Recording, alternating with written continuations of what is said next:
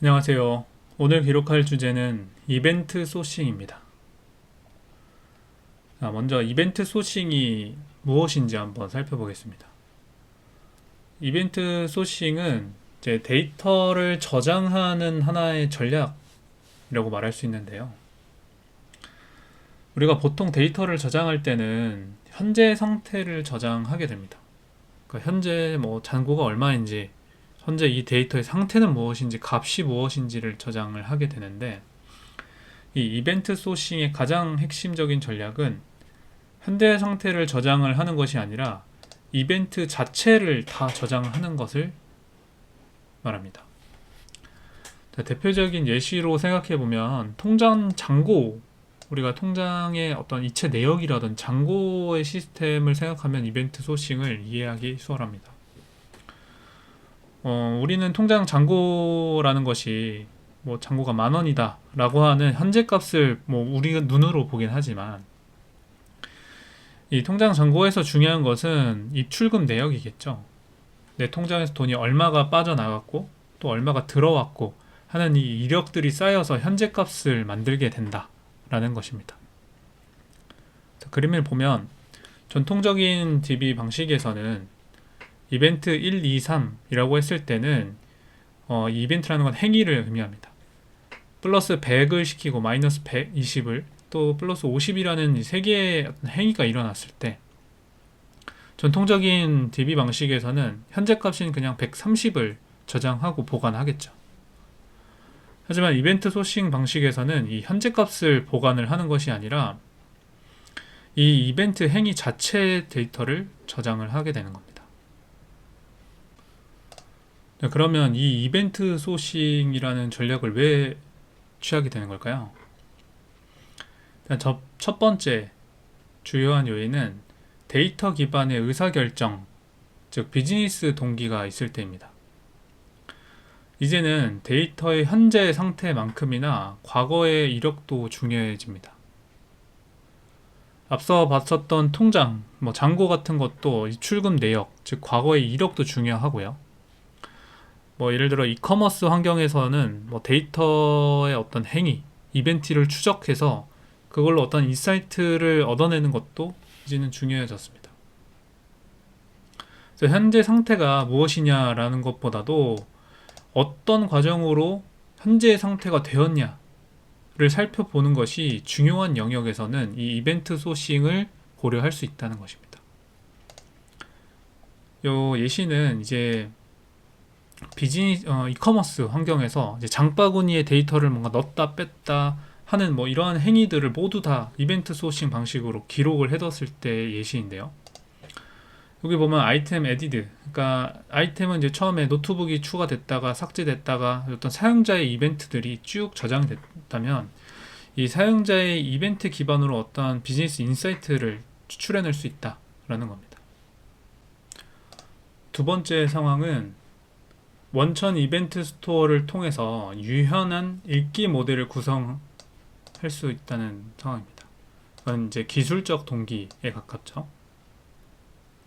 이 그림처럼 우리는 이벤트 스토어라는 일종의 원천 데이터베이스를 통해서 우리가 필요한 읽기 모델을 각각 구성할 수 있다는 거예요.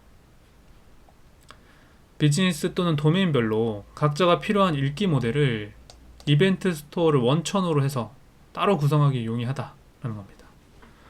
현재 상태를 빠르게 조회하기 위한 상태용 읽기 모델일 수도 있고, 혹은 이력을 조회하기 위한 용일 수도 있고, 통계를 미리 말아놓고 조회하기 위한 어떤 용도, 이러한 비즈니스나 도메인 영역에서 필요한 용도로 읽기 모델을 따로 구성하기가 용이합니다. 그리고 또 하나의 큰 장점은 이러한 특정 리드 모델, 읽기 모델이 장애가 났을 때 이 리플레이라는 것을 통해서 복구가 용이하다는 거예요. 이 리플레이라는 것은 이벤트 스토어에 쌓인 이벤트를 처음부터 순서대로 다시 재생해가지고 원하는 생태를 만드는 행위를 의미합니다.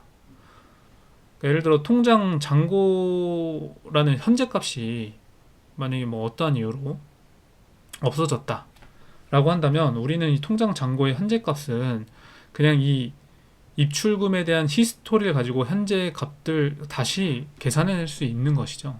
그러니까 이러한 원리라고 생각하시면 됩니다. 그러면 이벤트 소싱의 장단점을 한번 알아보겠습니다. 일단 첫 번째 장점으로는 완전한 이력 보존이 된다라는 겁니다. 전통적인 데이터베이스 방식에서는 현재 상태만 있고 과거는 덮어 쓰여지겠죠. 물론 이제 이력 테이블을 통해서 뭐 이력의 데이터를 따로 관리할 수도 있지만 이것은 우리가 필요에 의해서 논리적으로 나눈 것이고 기본적으로는 현재 상태를 기록하는 것이 기본입니다. 하지만 이벤트 소싱 방식에서는 모든 변경 이벤트가 영구적으로 보존하는 걸 원칙으로 합니다. 두 번째 장점은 앞서 봤었던 리플레이로 언제든 상태를 재구성할 수 있다라는 겁니다. 리드 모델이 날아가도 이벤트 스토어에서 재생성이 가능하다라는 것이고요. 그래서 이 관점, 이벤트 소싱에서 리드 모델은 사실상 날아가도 되는 캐시와 비슷한 형태를 띠게 됩니다. 또 새로운 리드 모델을 과거부터 생성 가능하다. 앞서 살펴본 읽기 모델을 필요에 따라서 유연하게 구성할 수 있다라는 특징과 같은 말입니다. 그리고 또 비즈니스 인사이트를 얻을 수 있고 또 감사 로그를 대체할 수 있다라는 겁니다. 이벤트의 이력 자체가 비즈니스 데이터이기 때문에 어떤 데이터 기반의 의사결정을 하기 위한 용이한 구조가 되는 것이죠. 그리고 우리의 어떤 비즈니스 도메인이 법적으로 이력 보관이 필요한 도메인이다라고 한다면 별도 감사 로그 시스템이 없더라도 해당 조건을 충족하게 됩니다. 자, 이벤트 소싱의 가장 큰 단점은 구현 복잡도가 높다는 것입니다. 이제 고려해야 될 것들이 굉장히 많죠. 이벤트 소싱이라는 것이 일반적인 정통적인 데이터베이스의 어떤 저장 패턴의 패러다임을 바꾼 것이기 때문에 우리가 이벤트 소싱에 대한 정확한 어떤 이해나 전략 없이는 완벽한 이벤트 소싱을 구현하는 것은 어렵고 오히려 시스템 복잡도만 올라가는 일일 수도 있습니다. 그래서 이벤트 스키마를 어떻게 구려할 것인지 스냅샷은 일정 주기로 이벤트의 현재 상태를 미리 이렇게 방점을 찍어 놓는 거예요. 그리고 또 리플레이를 할 수 있는 인프라가 있어야 되고 또 이거는 이벤트 소싱은 기본적으로 비동기적인 통신을 통해서 메시지를 전달받기 때문에 메시지 전달 보장에 대한 전략도 취해야 됩니다. 그리고 두 번째 단점은 이제 비슷한 이야기로 운영 복잡도가 증가하는 거예요. 이게 이벤트 스토어를 관리를 해야 되고 또 비동기 통신을 위한 메시지 브로커도 필요하고 또 이 상태를 모니터링하고 또 리플레이를 실행하고 뭔가 처리할 수 있는 프로세스도 따로 관리를 해줘야 됩니다. 자, 그럼 우리가 이벤트 소싱을 실제 적용하려고 했을 때 어떤 것들을 어떻게 고려할지 한번 보겠습니다. 일단 첫 번째는 카프카에 대해서 알아야 합니다. 카프카는 태생적으로 로그 시스템입니다. 이게 이벤트 큐 시스템은 하나의 작은 기능일 뿐이고 이 카프카는 태생적으로 데이터 스트림을 위한 시스템으로 설계되었습니다. 그래서 카프카의 설계 철학 자체가 이벤트 소싱과 굉장히 닮아 있습니다. 어떤 점이 닮아 있냐면 일단 어펜드 온리 로그 구조입니다. 카프카도 모든 데이터는 어펜드 온리이죠. 이벤트는 불변이고 새로운 이벤트는 항상 끝에 추가된다는 이벤트 소싱과의 요구사항과 맞닿아 있습니다. 그리고 카프카는 일반적인 메시지 큐 시스템과 달리 이벤트, 즉 메시지를 보존합니다. 디스크에 저장하고요. 그래서 카프카는 메시지의 영속성을 가질 수 있고 그렇기 때문에 이 카프카를 이벤트 스토어로 활용을 할 수도 있어집니다. 그리고 카프카의 오프셋 기반 재생이라는 것이 이벤트 소싱의 리플레이의 요구를 완전히 충족하게 됩니다.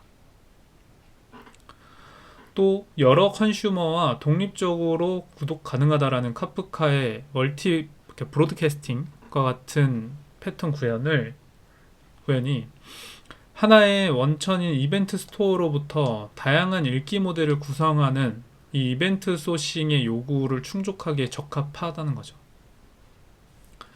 그래서 이 카프카라는 것이 뭐 이벤트 소싱을 위해서 나온 시스템도 아니고, 이벤트 소싱이라는 게 이꼬르 카프카를 의미하는 것은 아니지만, 이벤트 소싱의 철학과 어떤 개념과 이 카프카의 설계 철학이 맞닿아 있는 부분이 굉장히 많기 때문에, 우리가 이벤트 소싱을 구현한다고 했을 때는 이 카프카 시스템을 활용하는 경우가 거의 대부분입니다.